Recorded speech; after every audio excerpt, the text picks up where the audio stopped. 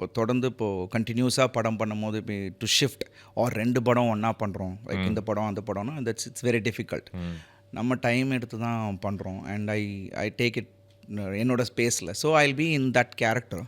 So அதனால் எனக்கு வந்து அதுக்குள்ளேயே தான் இருக்கும். இப்போ ஒரு ரோல் பண்ணாலும் அந்த ரோல் முடிகிற வரைக்கும் I will be in that space only. So Vanangaan முடித்ததுக்கப்புறம் ஐ வாஸ் டோட்டலாக I had lot of injuries, then I had put on weight and all that. So திருப்பி ரெட்டத்தலைக்கு நான் திருப்பி have to get in shape.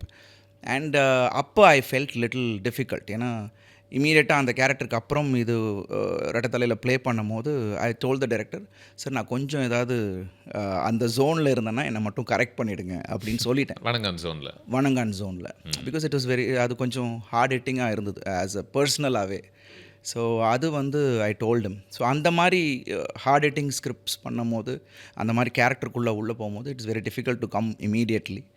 But otherwise நான் இப்போ எனக்கு because நான் கண்டினியூஸாக இமீடியட்டாக ஷிஃப்ட் ஓவர் ஆகாதனால I be into that character. So it's easy to gel with that. இமீடியட்டாக எனக்கு கொஞ்சம் ரிலேட் பண்ணிக்க முடியுது.